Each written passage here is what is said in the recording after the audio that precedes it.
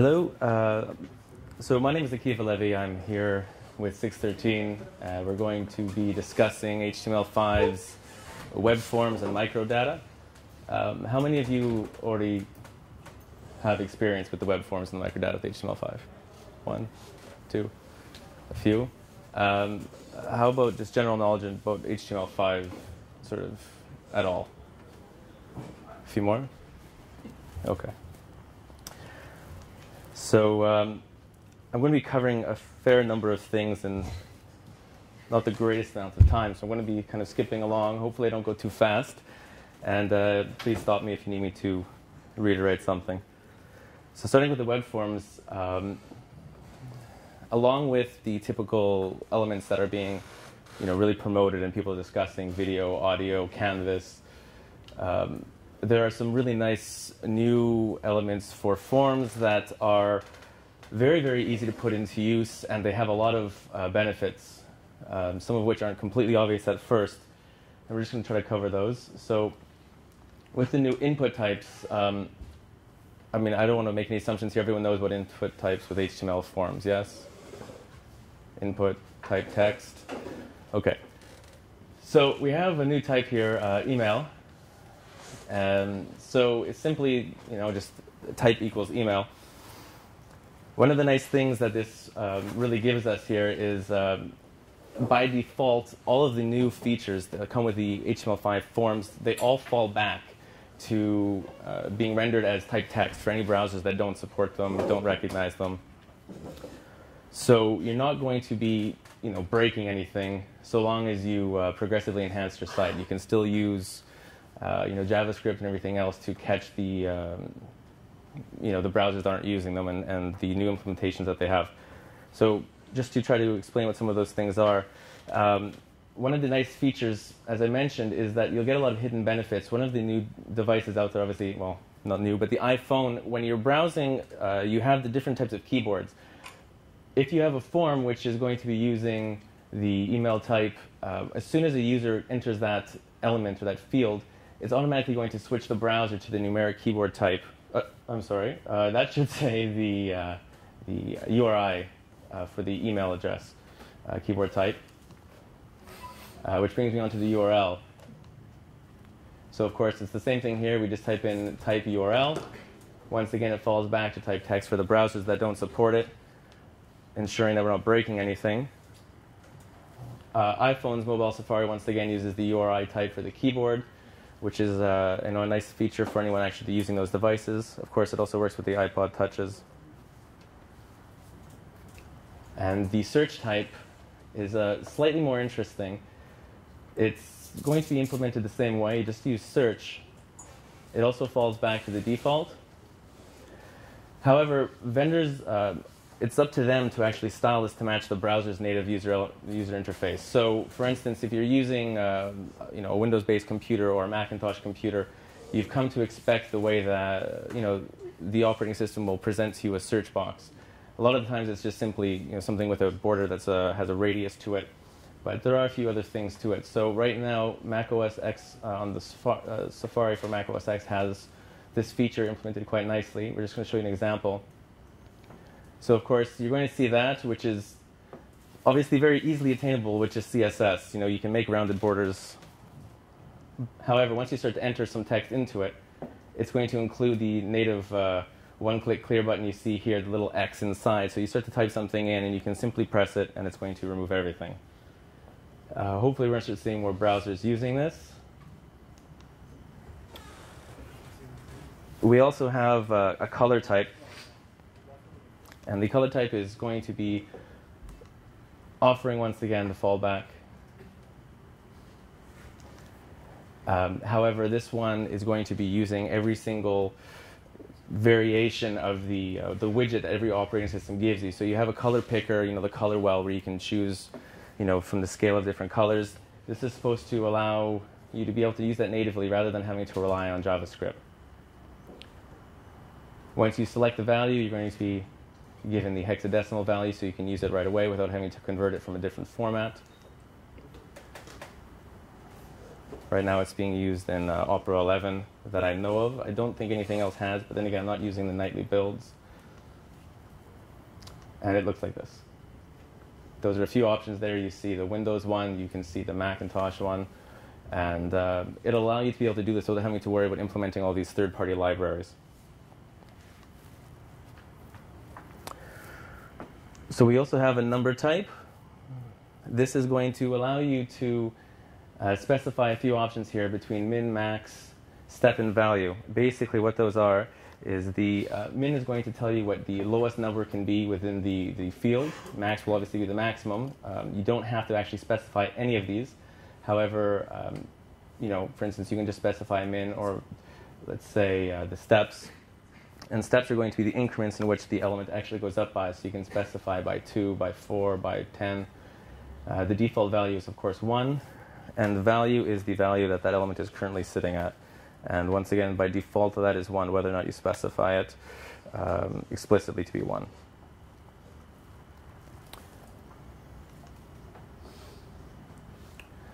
Styling is as well up here. Is up to the vendors to implement this in the way it should look. And on the iPhone, this actually will give you the numeric type, which is certainly handy if you have that device. You don't have to worry about switching to keyboard type. The desktop Opera implements it as a spin box, which looks like this. Sorry, it's a little low. But it does have a few nice features, the spin box. Once you've hit your minimum, you can no longer select on the arrow going down. And if you've hit the maximum, likewise, it's disabled. So you can't try to get past what you've defined in the DOM. A number is another new element. Basically, the element here, it's very similar to, the number, it gives you a few new options that we can use within the JavaScript as well, which is really helpful. So the first one is going to be step up, that you can increment through JavaScript very easily rather than having to manually do it, as well step down.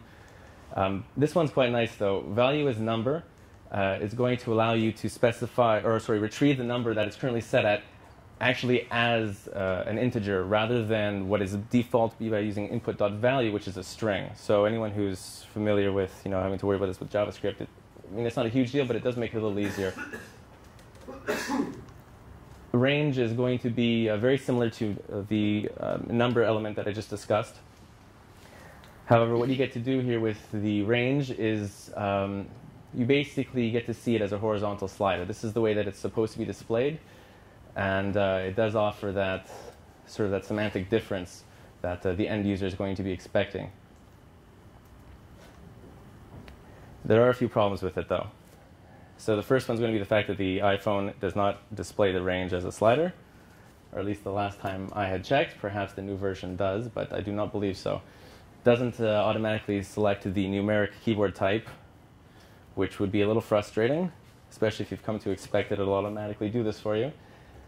It simply goes right to the text type, so you are having to manually switch your keyboard type for those users using the iPhone.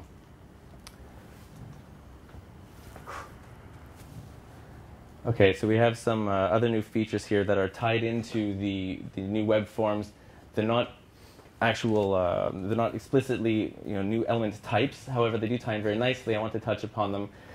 Before I move into this, there were a few elements I did actually leave out simply for the sake not only of time, but because they're not very well implemented at the moment. You have a few other features. You have time, date time, week, date time local.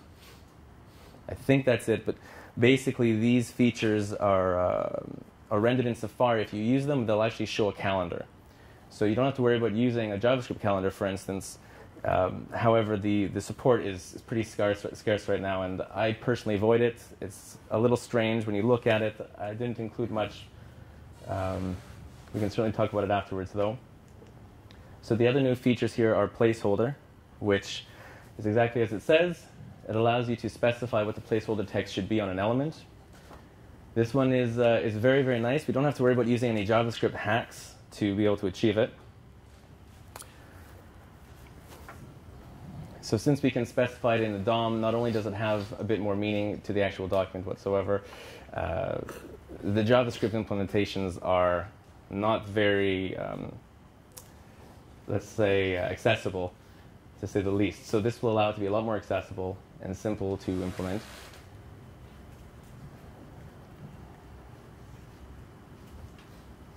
We have autofocus. First, let me apologize. Some of the slides aren't coming out quite correctly. We've had to switch operating systems here for what I'm using. So this is a pretty big bone of contention for many people. A lot of websites, for the sake of trying to make something appear easier, like let's say Google, when you load up Google, automatically it's going to give the search bar the focus. The way it's achieved is with JavaScript, and there's a few problems with this. Certain power users, let's say, they are used to being able to expect that they can press spacebar to actually scroll down on the website. And as soon as you do, they start to wonder why nothing's happening. And lo and behold, they look and they have a bunch of spaces in the input field, simply because it's sort of hijacked the focus there when they weren't expecting it, which leads to the second issue, and that's that the JavaScript, a lot of the times, is putting the focus on the form after the page is already loaded. And sometimes you have particular scripts, so an image, something else, that's causing the load to take a while. So you can already start surfing or scrolling around on that page, and next thing you know, all of a sudden the focus, once everything's done, is shifted to where you're not expecting it. We implement this simply by putting an autofocus. It's a Boolean by just being there. You don't specify anything else.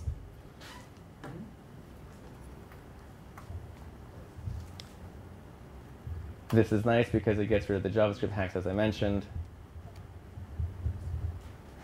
And the nicest implementation about it is for the power users out there who very much dislike it, it allows you to, I should say rather, it allows the vendors to implement this as a feature within the browser itself. So basically, if you download the newest version of some browser of your choice, you should be able to go throughout the settings and specify whether or not you want autofocus to actually take place. If you like it, then it'll be there, and if you don't like it, it won't happen, and you'll be able to continue as you'd expect. So moving on to validation, there are some very nice native implementations that allow us to validate without even really having to do anything. Basically, validation, it's going to work for the three types we have here: URL, email, and the number. Right now, validation is, by and large, is happening client-side with JavaScript, and hopefully everyone is still also doing it server-side with whatever programming language they have in place. But simply all you need to do is disable JavaScript, and you're past at least that one layer. Now, it doesn't really make a lot of sense for it to be up to JavaScript, and so this tries to solve this problem, because now when you have it up and declared in the DOM, the browser itself is going to try to manage this. So by default, if you've specified that you have a URL type, or let's say an input type that's email, automatically when you hit submit, when you have something in there, the browser itself is actually going to be running a regex and validating that and telling you if there's a problem. You can, if for some reason you choose to completely disable this feature by specifying within the form tag no validate. Some browsers have a somewhat broken implementation at the moment where the implementation itself will allow it to validate, but you're not given any sort of visible feedback if there's a problem. So if you put in something that's invalid and you try to submit it, you might not get the form actually submitting, but you won't receive any sort of notice as to why. However, most browsers that had this problem have solved it. For a while, Chrome had this problem. So we can see here one browser's version of showing this to you. Now, these are the default styles, and not particularly pretty, but you can see that if you try to, let's say, enter an email address that's not, you can see you're given visible feedback that tells you the problem, as well with the number that you go too high.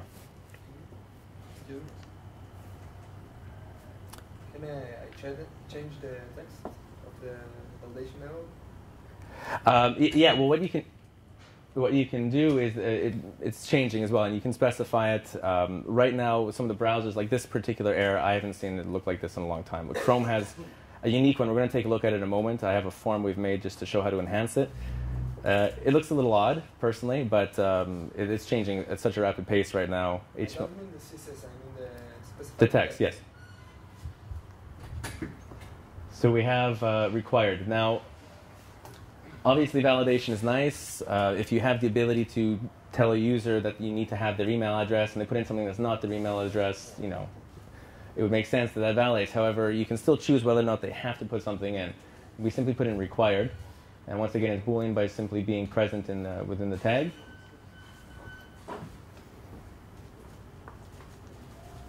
That's about all I actually have to say about that, sorry. It's pretty brief. It's really that simple. So we're just going to take a look at a contact form here that I quickly wrote up. Sorry, I always want to... Oh, I broke it.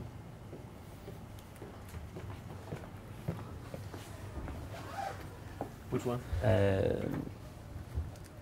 HTML5, hold on. What forms before? That one? Yeah, thank you. You want to see the code, right? Yeah, first I want to take a look at the code. Oh, so that's okay if you want to... Yeah, okay. Here. Okay. So it's pretty sparse. It's just a contact form. This would be very likely how many of you are probably doing it now. Just simply using a definition list to lay out all of the different elements. Obviously, the problem here is that when you have all of the input types... Oh, I'm sorry, this is the after. Oh, pre-enhancement, that's not right. Yeah, I'm sorry. Okay, so right now you can see here that when you have all of these different elements being type text, if you want to do any particular styling, first of all, you're going to have to either append some sort of class to it. Of course, you can use attributes to use the CSS selectors, for instance, name or ID. But there's nothing really telling the DOM that it means anything besides the name you're giving it. It's just a string. But if you have any particular device that you want to be able to really use and take advantage of this form, there's nothing. Each of those elements looks the same. And how you choose to style them, use any sort of JavaScript with them is totally up to you. They have no real particular meaning. So this would be the before of how you might do this. And to simply change it, I'm just going to show you right now. Yes.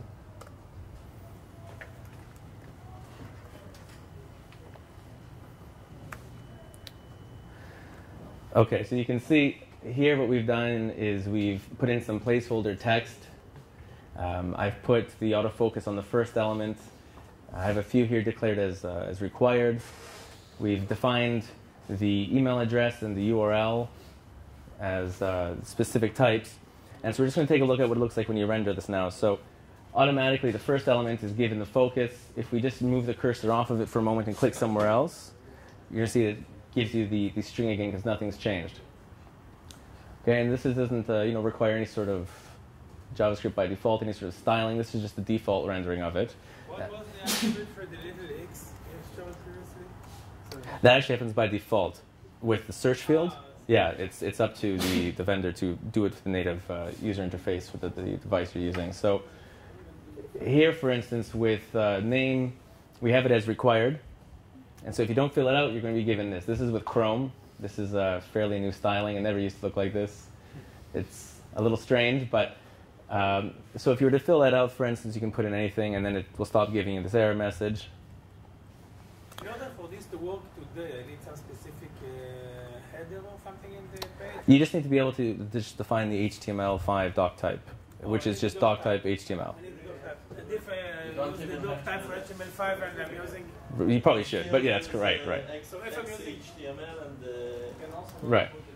But it's not specific to XHTML, though. I mean, you could use HTML4 markup, whatever you like. Right. If I'm using the doc type for HTML5 and the browser doesn't support it. So if the browser doesn't support it, as I said, you're going to end up basically seeing what it would look like beforehand. You have a few options, though. So let me just touch upon that first. Right now, you're seeing what the browser would look like if it supports it. As by default, there are a few things that seem a little strange to me that you'd want to probably resolve using style sheets. The fact that the text area has different styling. It's not bold, whereas it's bold everywhere else, etc. But when you're talking about a browser that doesn't actually have support, the best way to do it would first be use a library like Modernizer. I'm not sure if you're familiar. I include a link at the end of the presentation. It's a JavaScript library that you can use to detect it's the best way to actually do so. It allows you to detect what DOM features and what capabilities your browser has. Rather than just doing browser sniffing, saying this is Internet Explorer 6 or this or that, it actually creates an element first in the DOM, and then it tests it to see if it exists. And if it doesn't, then you know that that browser doesn't feature it. When the browser doesn't feature it, because I mentioned earlier, all of these elements will just fall back to type text. Rather than input text, or sorry, type equals email, you just simply have text. And then you can use your JavaScript that you implement after testing it to do the different validation, for instance. That would be the best way to do it, and that way you're not sort of overstepping one another. If you're using Modernizer, you know that if the browser features that ability to render it properly, you just allow the browser to do what it's supposed to do, which is more powerful anyways because they can't disable it. They can't just disable JavaScript. It's built right through the DOM. And then once you've proven that that feature is not there, which many browsers don't have all the features. So the browsers that don't have that particular feature, you've tested it and you can implement it in a different manner. Which would be, part of the reason why I didn't show the calendar was because most browsers don't do the calendar, the new calendar types. So you're almost always just using some sort of third-party JavaScript library instead. So if we go down here to email, the first thing we're going to notice is because it's required, if we try to submit, if we try to submit it, it's going to tell you you need to first fill it out. If you fill it out with something that's not there, that's not a valid email address, it's going to tell you that it is not a valid email address, which is nice. You don't have to do anything whatsoever, and it's already done for you. As well, the same thing with the URL. It's going to detect if it's a URL or not. The one thing you do need to be made aware of, though, is that you do need to prepend it with HTTP://. If you just have something.com, it'll still tell you it's not valid. Okay, so... Go back to the presentation. Yes, please. Okay, so we just took a look at the sample contact form. Before I move on, did anyone have any questions about that particular example? No? Okay, good.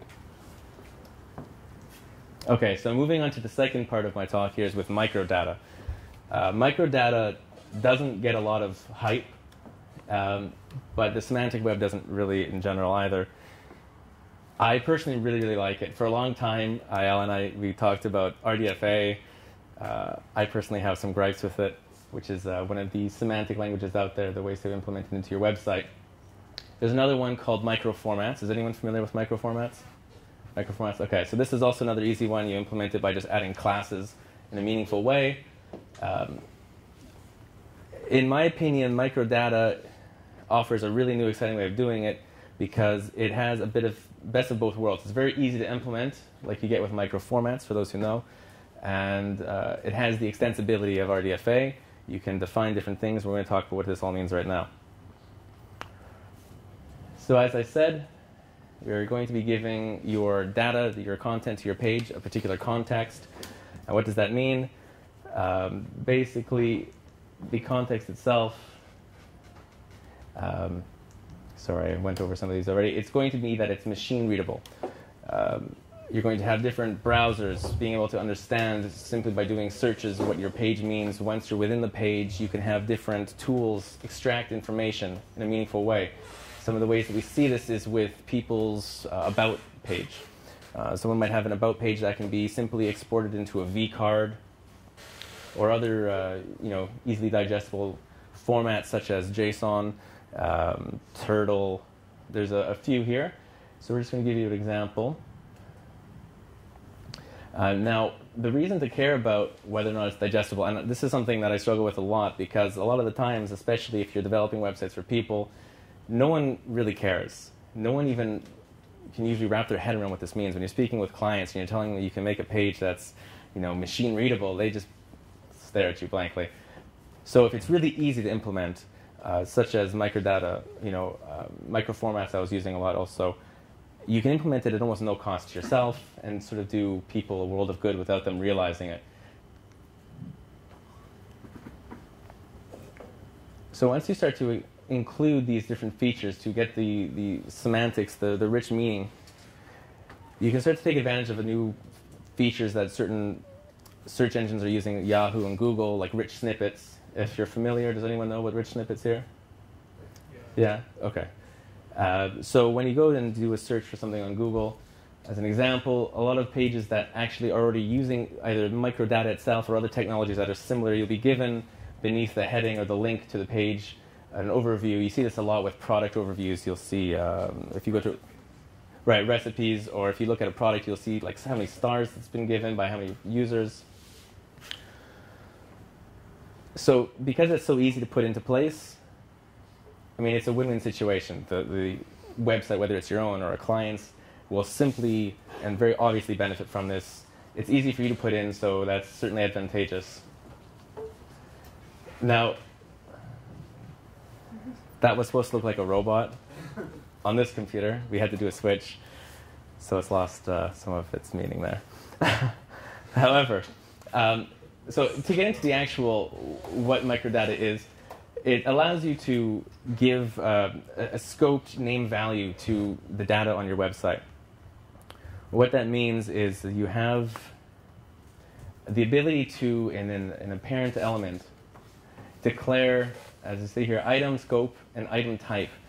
What that means is you're basically declaring by saying item scope, you're going to tell it what sort of item type it is. And we're going to touch upon that in one moment. But as an example, you'd be saying basically this is going to be a product, this is going to be an organization or a person. And you can define the actual values of how that should be understood, or the vocabulary of it, by the link itself that it points to. So I'll show you in just 1 second here. But I want to just explain first that if you were to have a parent element, let's say a div, within it you would mark up the pieces of information that are relevant simply by saying item prop or item property. Okay, so we're going to see an example here. We can just load up the other one. We have a before and after as well. Before? Yeah.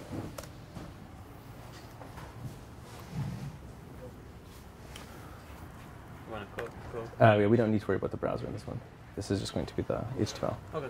Yeah. Okay. So here what I did was I took the typical example of a person on their About page. We marked it up. Now this is how you would typically do it beforehand. You might use a div, show an image of the user or the person in question, and then using a definition list, which would be arguably the most semantically correct way to mark up such information. You're going to basically specify the term as their name, and you explain their, each particular value. So I've done Robocop here, which I think is pretty fun. I don't think you can top Robocop. You're talking about computers understanding code. It's good stuff. Spoke earlier. So. You talked about Robocop earlier? No. כל מיני ממלחמת הכוכבים. לא, זה שהוא הציג בהתחלה, אבל... לנו הדמות הזאת. Okay. Robocop. So, okay, so here's the enhanced version using what I was just talking about. So you'll see at the very top of the page for the section, because it is the parent node in this case, before we were using a div, I think it's a bit more correct to use a section here. So we're using the vocabulary from datavocabulary.org for the person. We're defining a person. And now we can see right away, I'll just use the laser pointer here, for the item property, we're describing the photo. And then here we have the actual photo listed. For the item property for the name, we're including their name. And you can see that the nice thing about this is that it's not invisible data. It's not like we're using RDF and something else to actually compile it or use it. It's right in their current markup that you have in the page. There are a few examples. If you can just go back for one moment. Presentation? No, sorry, to the previous before file. You'll see here with the address, a lot of people will resort to something like this. They're using break tags, and that's how they're defining it. So you're going to come into the question of, well, how are you going to define that many different item properties all at once, and how is it going to be meaningful? So the best thing to do, if we move back to the enhanced version, is we're simply going to resort to using spans. There's some other ways you can do it depending on the particular case. Sometimes you might want to use maybe EM or something else if it's suitable in that case. So for here, in this particular situation, we simply have item property title. This is his particular title. For his affiliation, which is with OCP. We have the address. And so now, because we are already listing up here at the top that this is a person, we're embedding an address into it, but the address also has context in itself. And so this is a good example to show that you can actually create these pieces of microdata, these rich snippets. They can actually have multiple sort of levels. So right here we have that we're including it as an address, but now we need to define what an address actually is so that the machine's going to understand how to process that information, because it was originally just dealing with a person type. So here now we're including that this is for street address, for locality, for region, postal code, and country name. They're pretty vague, so if you do have more than one piece of information, maybe like suite or apartment number, you can just put that right into the street address. It's not going to make a huge difference, but obviously you want to be as sensible with it as possible. You don't want to start putting in other things in the country name that clearly aren't country information, and it's going to affect your results for how it's being processed if you do that. This information is already. This information is all microdata, but you can see that it's very similar in many ways to microformats, because it is, it's not as simple as simply putting in class. It's a lot more robust, though. It has the robustness, in my opinion, of RDFA, which is nice, because if you don't want, let's say, not address, but maybe at the top we have defined as person. If you don't want person, maybe you want to define a new thing, a cyborg, or some crazy, ridiculous thing. You can create your own vocabulary, so long as it's within the that's the word I'm thinking of. As long as it's done properly. We'll leave it at that. As long as you've created that vocabulary in the correct format, any computer is going to be able, any machine that's actually trying to process it is still going to be able to do so successfully, because you've linked to a proper vocabulary that it's going to refer to. The vocabulary is microdata? Well, microdata is the encapsulation of all of it all together. The actual vocabulary we're using, for instance, here's an example where this is the vocabulary, because we're saying this is the item scope. This is what the scope of this is going to be. This whole chunk here is address. The scope of this is this vocabulary. So this is a particular vocabulary that's already been processed and someone has put onto the internet to be used. It includes a lot of basic things like contacts, different relationship types. XML in this address? In the vocabulary? If you go to this address, when you actually visit it, you can, if you want to just load it up right now, it'll be meaningful, because a lot of the times, if you have experience with RDFA, a lot of the links that will explain, that particular vocabulary that you're implementing, when you visit it, it's going to mean nothing. It's very difficult to understand sometimes. And once we're connected back onto the internet, you're going to see here, it's going to tell you right there what you need to do.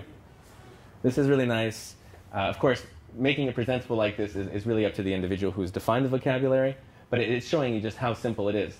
So the vocabulary itself is format agnostic, right? Right, and the nice thing is that if you don't like something, it's extensible. You're not stuck to whatever's on this particular domain. To go to datavocabulary.org is just one particular vendor, if you will, or a provider.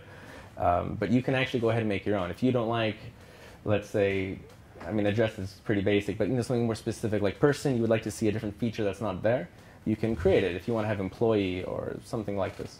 But the power of this whole thing is that in all websites it will be the same, right? So no. All websites are going to implement. Oh, I don't have it here. All websites are going to implement it the same way. They're going to say, item name, item scope, to define the key value pair. Okay, so you're going to have the item scope. What's going to happen is a machine like Yahoo or Google is going to see that you've included microdata into the actual markup, and then it's going to look for the item scope that you're defining. So it's going to go to that third party, that in this case, datavocabulary.org. And it's going to see how to understand what you're including as the item properties. Yeah, but it's better to use an existing vocabulary than inventing your own one, because then it's less, interoperable. Because right. Yes and no. This is easy enough. Like, this is one of the biggest gripes I have with RDFA. RDFA is like, there's just so many different options out there, and it becomes very overwhelming depending on what you're trying to mark up. And sometimes it's just so much a hassle that you don't even mark up things as much as you could. So obviously, it makes sense that when you have something that's laid out as simplistically as this, and I think it's very accurate, it's probably everything you need for an address, for instance, it makes sense for people to probably try to reuse the same ones over and over, but it really doesn't matter, because what's going to happen is, as long as it's done correctly, it's not like you have any advantage of using this particular definition of an address.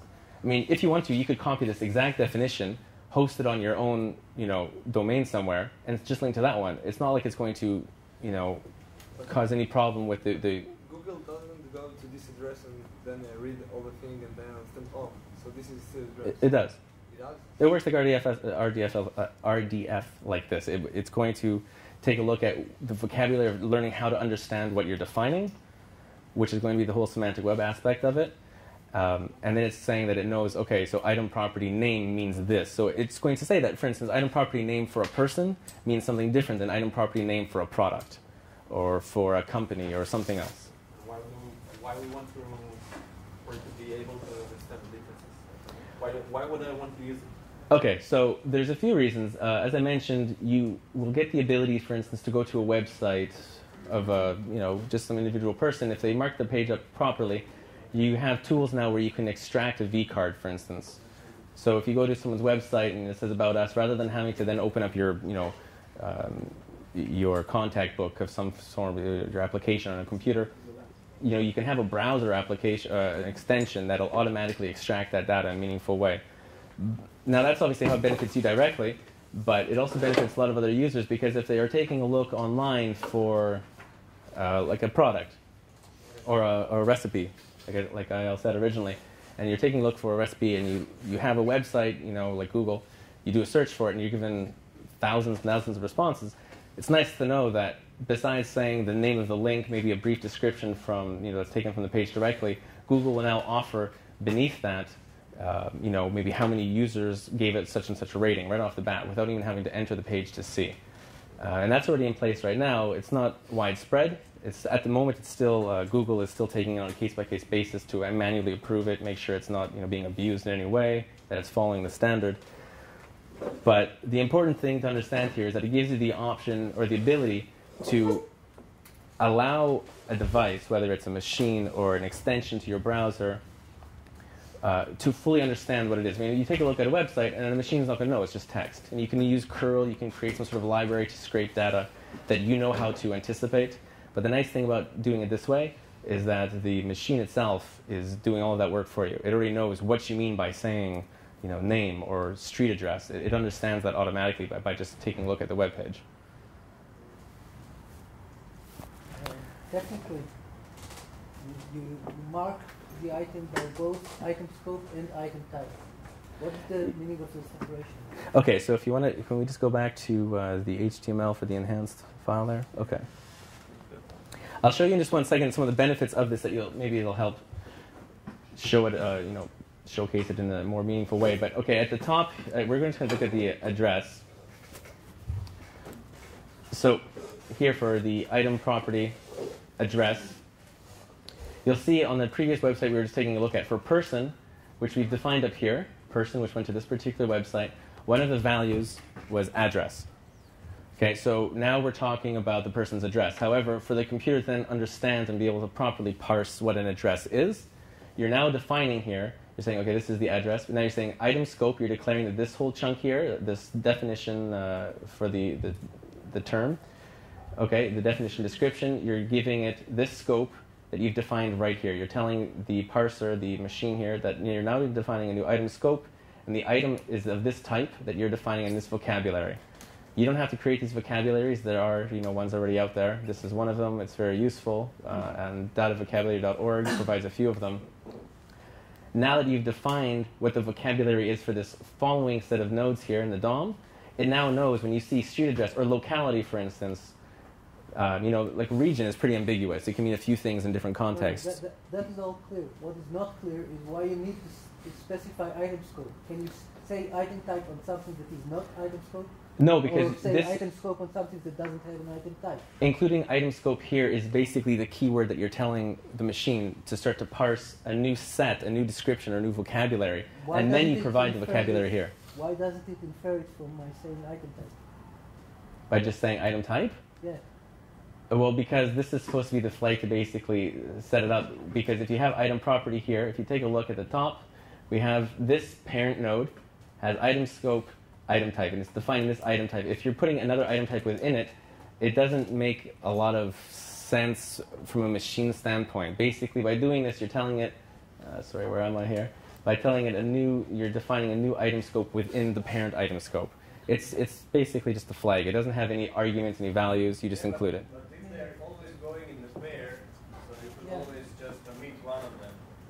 Like if you don't put item tag without item scope, so you could just put either one of them. You can leave anything that you want. It's not going to validate, and no one's going to use it. Of course, yes. Right. But I'm just saying that if item type always goes with the one entity that is item scope, so why do you need item scope at all? If item type already... Kind of useless.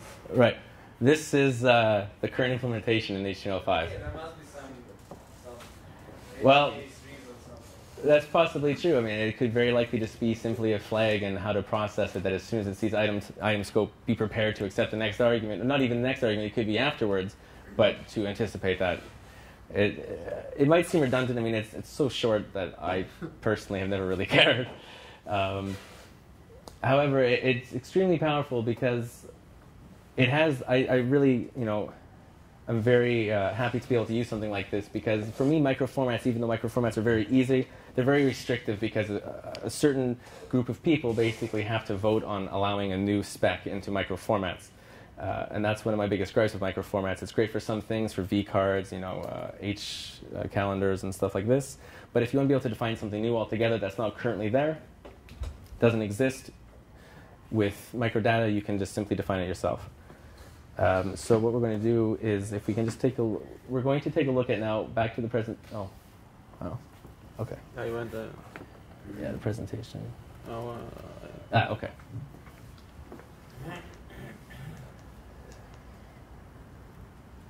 I had some images here which are not showing. Wow, it's skipped a bunch of things that were images. Okay. I just want to quickly touch upon what is not here. I originally had included some images of how this data can be used. Simply by using microdata, like I said, you can very easily see what it looks like in JSON format, in Turtle, if anyone's using Turtle, and you can do it also in triplets, various types, because it is machine readable. It's a lot easier for people to extract. Which gives you the ability to also start using it almost basically like an API by people including stuff like this. If you were to go to a website like IMDb, you could very easily tell JavaScript how to extract information from it rather than having to scrape huge files of HTML, which are very prone to changing. IMDb recently redesigned their website a few months ago, and a lot of libraries out there that were set up exclusively for scraping data from it are now totally rendered broken, because it's a very archaic way of doing this. Yes? What I find awkward is that when they came up with XML, Right. the idea was to separate the semantics or the content from the way it's presented. Right. So we had XML standing somewhere and some sort of processing in order to view it, like XSLT or whatever. So we had this clean separation between semantics and how it's presented. And now we're blending it all again, since that's the HTML. And if we want to process the HTML itself, not XML, we need to now add semantics to the file. So I feel it's a way that we're reversing into mixing content presentation and semantics again, instead of having a clear.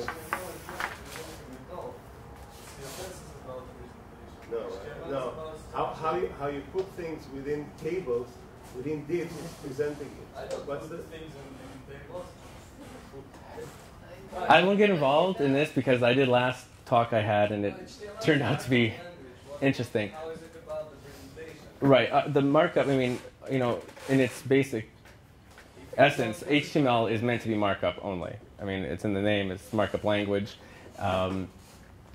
So it shouldn't be doing anything that's actual presentation in the sense of, what you would imagine someone to see. A great example of a website that is built properly is that if you use a browser like Lynx, that's simply, text only, it should look properly. It should look proper. If you strip a website of all of its CSS, it should still make sense. Without getting into that whole other world, the importance of what you're saying, I understand what you're saying. A lot of people, for instance, RDF gives you a lot of invisible meaning to a website. You can include RDF to define how you've marked things up in your HTML. The problem, in my biased opinion, is that XML sucks. It's bloated, it's really big, it's slow to process, You have alternatives like JSON and other things that are worlds faster. When you include meaning to your markup, which you should be already doing anyways, when you are including, I mean, you're doing it all the time anyway. You have h1, a header tag. You're defining something already as a header. So your HTML already has context to it. You're already explaining what certain things are. The problem is that a long time ago, once tables came out and everything else, it was vastly abused. But the point is that you have a paragraph tag. It's explaining all these different things. And HTML5 turns a lot of habits up, basically upside down. It's giving people the ability to reuse things that were abused, like the small tag, into a more meaningful element itself. So with what you're saying, I understand, like RDF or XML, you can use to give something meaning. But the point is that if you already have that meaning marked up in your HTML file, there's no point in the added step of having to refer to yet another file. And the truth is that because of that extra step, RDF or XML, no one was using it. RDF has been around for quite a while now, and not too many people are really actively using it, besides maybe like certain pharmacology websites or something like this. For the most part, besides the whole science world, it's not being that, very widely used. RDFA gained a bit more acceptance because it had that extra step of ease. It was already marking up visible, content. You already defined the element, so you can simply add some tags. The problem with RDFA, in my opinion, was just that it was extremely verbose, not the most comfortable and easy thing to throw into a website. This tries to solve that by being the best of a few worlds. It tries to be very simple, like microformats, but it allows it to be extensible, like RDFA, XML, any of the bigger ways of doing this. This is the end here. Yeah. So let me just go to the next slide. It was just thanking everyone. Hold on. So I've mentioned Modernizer, pretty important tool. This is the JavaScript library that can help you test for elements and the browser's support for them. This review tool here is important to know. You can test this out. I tried to include some images from the output, but this will show you how machines can break down the data that's on a website into different formats, vCard, iCal, JSON right away. You can put direct input in there as well, so you don't have to worry about a site that's already live. You can just throw it in and test it around and fool around with it. And that's the end of the presentation. That's it. טוב, אנחנו לא נעשה את ההרצאה שלי כי אין לנו כל כך זמן, אני אעשה אותה במפגש הבא, דברים עדיין יהיו נורא חדשים גם עוד חודש, אין לנו שום בעיה. יש לכם איזה שאלות לעקיבא? אז בואו... Yeah. What I marked up there? Yeah. Yeah. Was there something that seemed odd? Oh, okay.